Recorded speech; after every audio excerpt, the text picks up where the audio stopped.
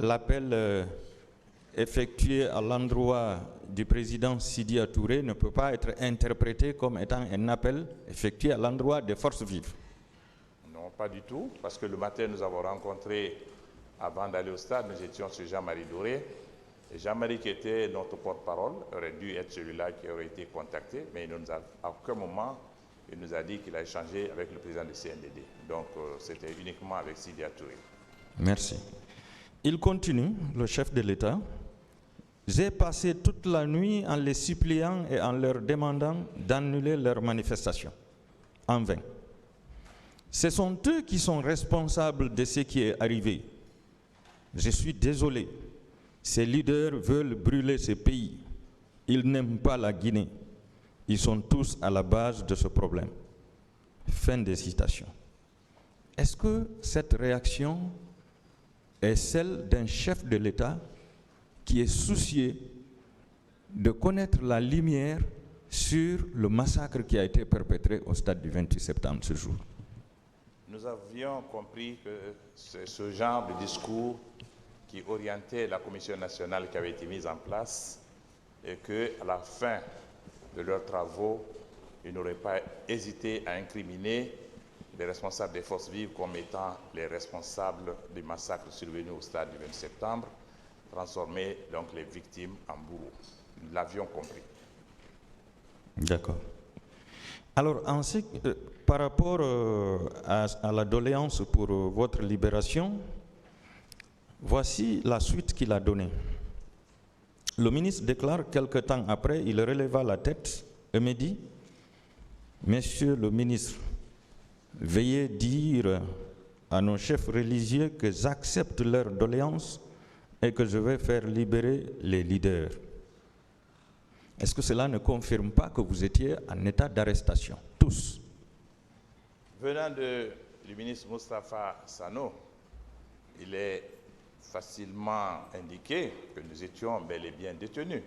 Parce qu'en fait, c'est eux qui ont plaidé pour notre libération. Je l'ai dit la semaine dernière, que nous nous considérions comme en état d'arrestation. Et cela le confirme aisément. D'accord. Le président continue, donc, monsieur le ministre, je vais appeler le Premier ministre et lui demander de partir avec vous pour libérer les leaders politiques immédiatement. Le chef de la junte demanda à un commandant qui était assis à mes côtés d'aller avec nous pour libérer tous les leaders. Alors, la dernière fois, vous avez dit que les religieux étaient accompagnés d'un commandant. C'était qui? Non, il n'y avait pas le commandant, il y avait le colonel Thieboro qui était avec eux. Est-ce qu'à l'époque, il avait le grade de colonel? Vous savez, je l'ai dit au cours des premiers jours, qu'il y avait eu une valse de nomination dans l'armée guinéenne dans la période de CNDD, et je ne peux pas me rappeler des grades des gens qui sortaient de lieutenant à colonel d'un tour de main. Il y avait une inflation de colonel, de commandant, je ne savais plus qui avec tel grade. On appelait lieutenant, pouvait se retrouver colonel le lendemain. Cela s'est passé ici. Mais vous confirmez que c'est le seul officier supérieur qui les accompagnait? Oui. Donc, c'est le commandant Thieboro. Est-ce que vous savez la réponse qu'il a donnée à monsieur le ministre? Non. Voilà. Il dit, monsieur le ministre, c'est le commandant qui parle. Monsieur le ministre, et si on faisait ça demain matin, parce qu'il fait tard maintenant? Le ministre lui répond: mon commandant, monsieur le président de la République vient de donner sa clémence. On doit l'exécuter immédiatement. Il n'y a pas lieu de reporter cela pour une autre date, s'il vous plaît, mon commandant. Le chef de la junte avait suivi ma discussion avec le commandant. Il cria sur ce dernier en lui demandant de nous accompagner à la clinique Pasteur immédiatement. Il était environ 2 heures du matin quand nous arrivâmes à la clinique. Et dès notre arrivée, avec le Premier ministre Komara en compagnie du commandant, les premiers ministres Sidi Touré, Lunsé Nifal se mirent à crier sur le commandant en disant que ce qui s'était passé était un crime contre l'humanité qui sera payé cher par les auteurs. Alors, il y a des questions qui doivent ressortir de cette lecture.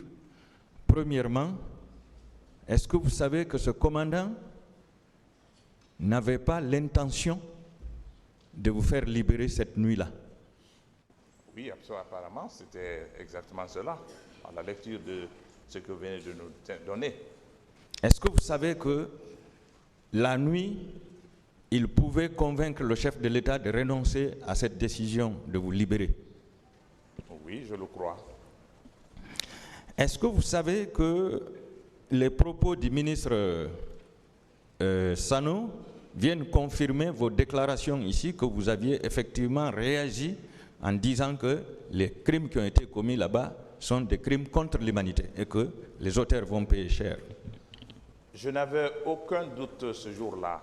J'ai réagi à deux choses. C'est quand on m'a parlé de clémence du président du CNDD pour me laisser partir. C'est la raison pour laquelle je me suis révolté, parce que je n'ai pas accepté qu'on nous parle de clémence à cette heure. Je pensais que ce qui venait de se passer était effectivement un crime contre l'humanité et je le lui ai dit. Et le Premier ministre était présent, le grand imam était présent, Monseigneur Gomez était présent. Et je lui ai dit qu'il y avait un crime qui avait été commis, un crime contre l'humanité, et je savais ce que je disais à ce moment-là. Monsieur le Premier ministre, je pense que tout ce que vous avez dit ici est la vérité.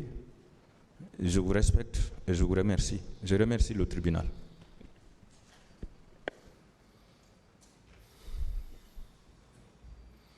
La partie civile a fini, hein?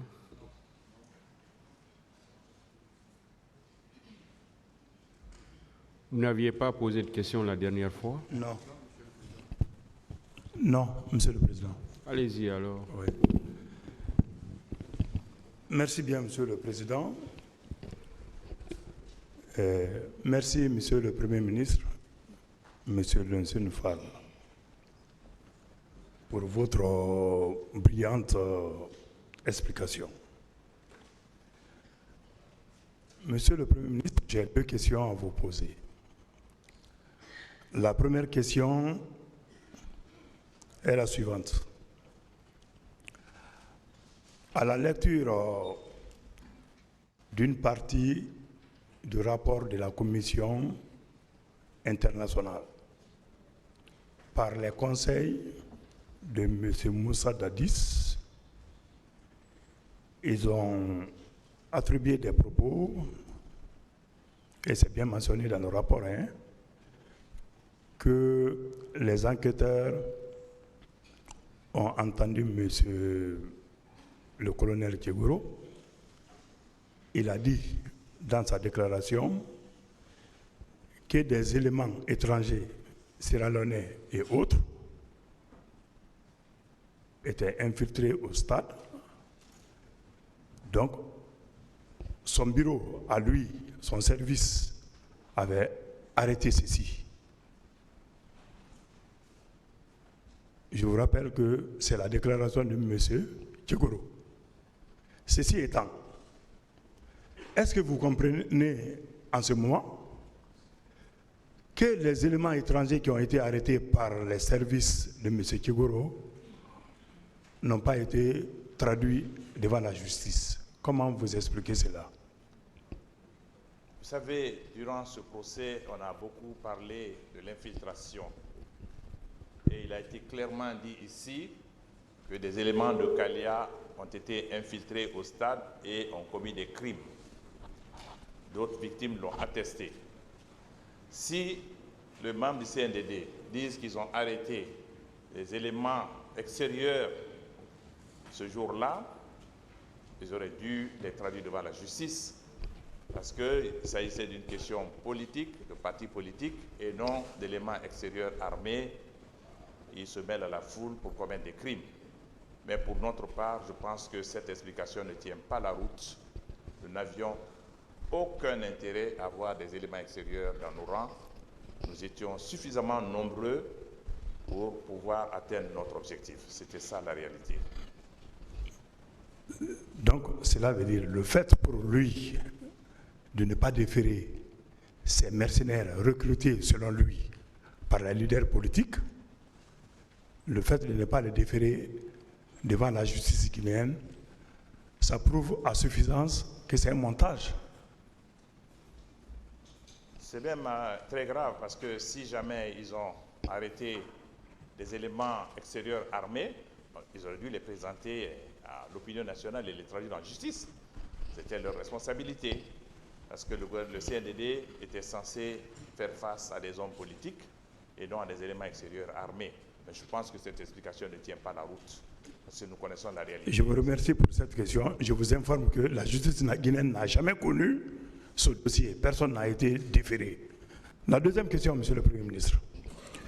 Monsieur le Premier ministre, vous savez que vous êtes une personnalité nationale, internationale, connue de tous. Vos propos ne peuvent pas être assimilés aux propos des autres. Ce que vous dites, c'est pris au sérieux. Vous avez dit dans cette salle, ici, à plusieurs reprises, en répondant aux questions des avocats de la défense, précisément des avocats de M. Moussa Dadis, que vous ne rentrez pas dans les détails de certaines choses dans l'intérêt de leurs clients. Vous savez, aujourd'hui, nous ne devons plus cacher certaines choses devant ce tribunal. Sauf si ces propos, la réponse que vous allez donner, peut affecter la sensibilité nationale, peut entraîner des choses que nous ne souhaitons pas. Parce que nous-mêmes, même dans les PV que nous avons, il y a ces propos qui ont été tenus par les victimes. En homme conscient, on ne peut pas les lire ici. Mais ça, c'est votre image, Monsieur le Président, parce qu'on a dit que vous avez fait un complot, que l'affaire de Stade était un complot. C'est à cause de ça, le professeur Alpha Condé a refusé d'organiser le procès. Mais vous, vous étiez ministre, le tout-puissant ministre des Affaires étrangères. Donc vous étiez dans les secrets de l'État.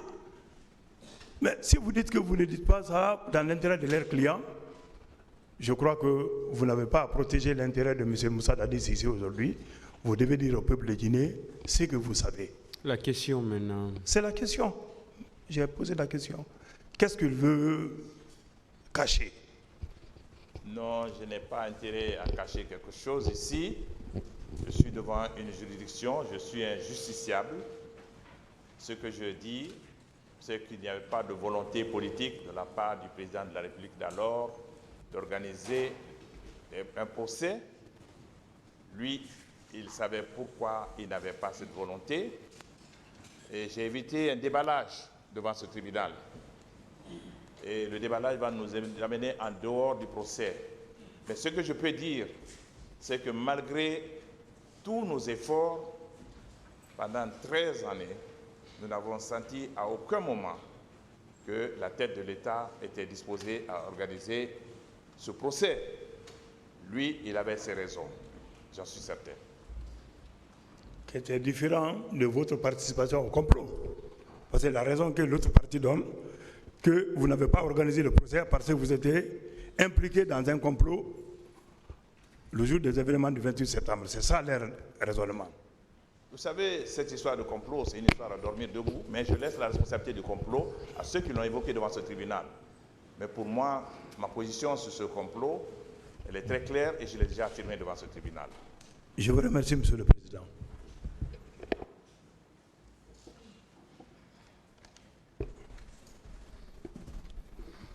Partie civile n'a plus de questions. Oui. Vous aviez posé des questions. Un autre. Non, je n'ai pas posé. Si. Ah. La semaine passée, vous n'avez pas posé de questions à Oui, M. Président, je Fall. n'ai pas posé. Peut-être on m'a confondu avec La semaine passée.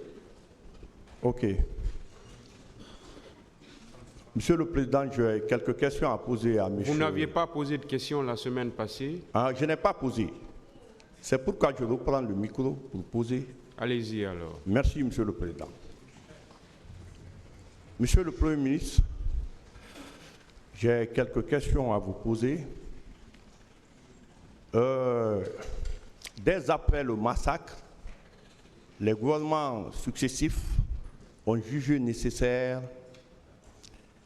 de faire une restructuration des forces de défense et de sécurité. Vous pensez que cette restructuration était nécessaire? Oui, c'était plus que nécessaire. Et tout le monde le sait, que l'armée guinéenne était une bande de soldats qui n'étaient pas sous contrôle. Et on savait ce que l'armée était devenue. Je ne vais pas rentrer dans l'histoire de ce qu'on appelle cette SRSS qui s'est passée ici, la réforme du secteur de sécurité, mais on a donné amplement les raisons. D'abord, le nombre de soldats de l'armée n'était pas connu. Il y avait des soldats dans l'armée guinéenne qui étaient dans l'armée depuis 1950, 52 ou 53 et qui continuaient à être payés. Il y avait une indiscipline caractérisée au sein de l'armée. Il y avait une inflation de grades qu'on avait donnée aux soldats et le pays était en danger.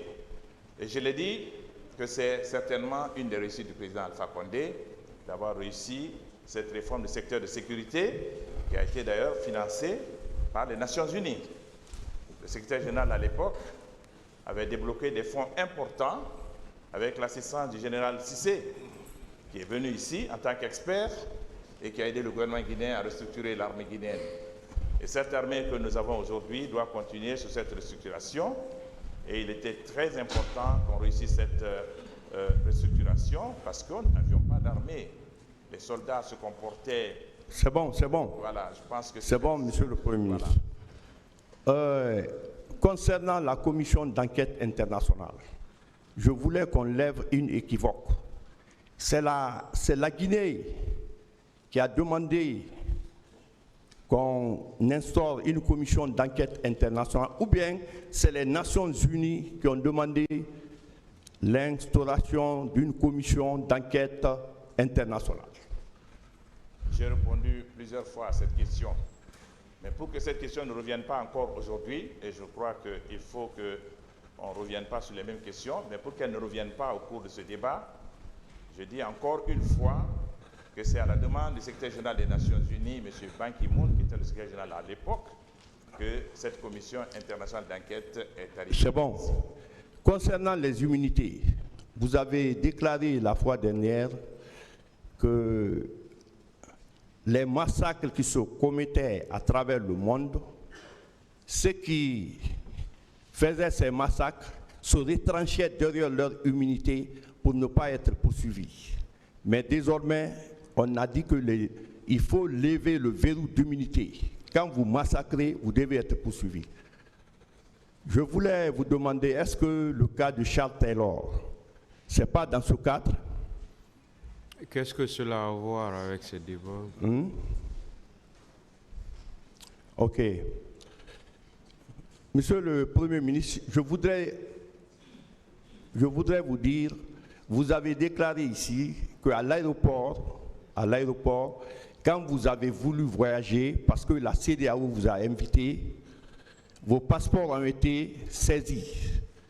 Je veux savoir, est-ce que la CEDEAO s'était introduite dans la danse pour demander à ce que vos passeports soient restitués, sans que le président ne donne l'ordre que vous repreniez vos passeports? Non, nous n'avons pas, la CEDEAO n'a pas joué de rôle. Mes deux collègues qui étaient avec moi, qui avaient des relations personnelles avec le président du CNDD, c'est eux qui ont appelé le président du CNDD et la décision s'est passée entre eux. Ok. Vous avez déclaré ici que quand vous avez quitté chez Jean-Marie Doré pour partir au stade, vous avez été bloqué par un contingent à la tête duquel il y avait Kébro. Lorsque on vous a dit de ne pas manifester, est-ce que vous avez pensé à un seul instant qu'il y aurait eu un massacre de telle envergure? Mais non, à aucun moment on a pensé que le CNDD aurait pu envoyer des soldats au stade pour massacrer les populations. Nous n'avions pas du tout pensé à cela. Et on ne pouvait pas l'imaginer. Je pense que cela est constant. D'accord. Ma dernière question concernant le commandement. Est-ce que dans ce massacre, le président Dadis peut dire que lui, il n'était au courant de rien, alors qu'il était dans la chaîne du commandement, il était le commandant en chef? Le tribunal est au courant de beaucoup d'explications qui ont été données ici et qui ont été consignées. La responsabilité de commandement, évidemment, est au cœur du dispositif du statut de Rome. Le tribunal l'appréciera. D'accord, parce que si l'autre fois on a fait allusion à la structure de l'armée, on a dit au premier rang, il y a les hommes de rang. Après les hommes de rang, les soldats. Après les caporaux généraux, les caporaux chefs. Après les adjudants chefs. Après les aspirants, les sous-lieutenants, les lieutenants, les capitaines, le commandant, le lieutenant-colonel, le colonel, les officiers généraux, l'officier général de brigade, général de division, général de corps d'armée et à la fin, général d'armée.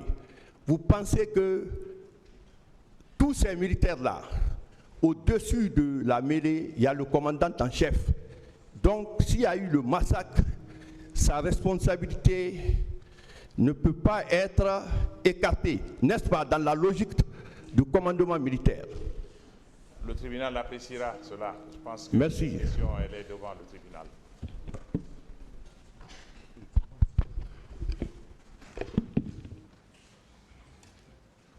Monsieur le Président, je voudrais poser quelques petites questions à son Excellence, Monsieur le Premier ministre. Bien. Monsieur le Premier ministre, moi je voudrais vous dire d'abord merci pour le combat titanesque que vous ne cessez de déployer pour que, enfin, la Guinée soit un pays démocratique, pour qu'il y ait une alternance démocratique et politique en Guinée. Vous et vos pairs, je voudrais vous dire grand merci. Monsieur le Premier ministre, dites-nous,